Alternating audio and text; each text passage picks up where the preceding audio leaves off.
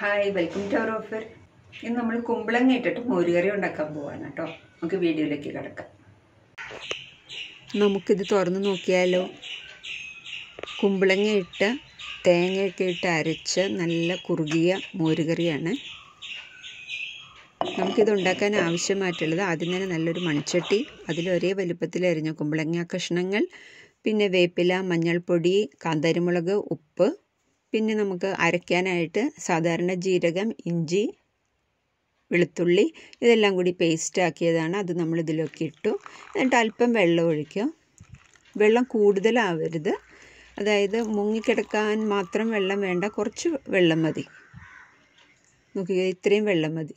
എന്നിട്ടൊന്ന് മിക്സ് ചെയ്യുക. എന്നിട്ട് ഇനി നമുക്ക് പതുക്കെ അടുപ്പ് കത്തിക്കുക. അതിൻ്റെ ഇടയിൽ നമുക്ക് പോയിട്ട് തേങ്ങ ചെറുകാനുണ്ട്.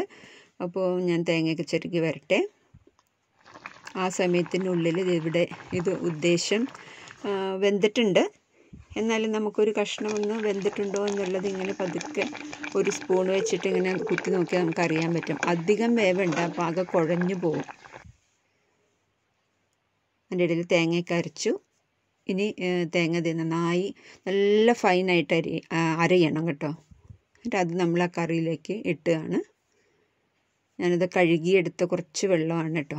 അതെല്ലാം കൂടി അതിലിട്ട് ഒന്ന് നന്നായിട്ടൊന്ന് മിക്സ് ചെയ്യുക. ഇനി ചെറിയ തീയിൽ വേവിക്കുക. ഇതൊന്ന് മിക്സ് ചെയ്ത് കൊടുത്തിട്ട് നമ്മൾ വേവിക്കുകയാണ്. കുറച്ചും കൂടി മഞ്ഞൾപ്പൊടി ഞാൻ ഇട്ടിട്ടുണ്ട്, ഒരു മഞ്ഞ നിറം കിട്ടുന്നതിന് വേണ്ടിയാണ്. ഇങ്ങനെ ചെറിയ തീയിലാകുമ്പോൾ അത് നന്നായിട്ട് വെന്തു. ഇപ്പോൾ നമ്മുടെ കറിക്ക് ഉദ്ദേശം ശരിയായിട്ടുണ്ട്.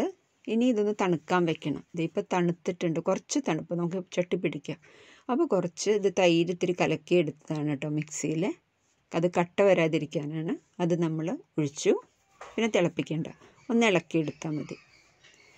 ഇപ്പോൾ കറിയൊക്കെ റെഡിയായി.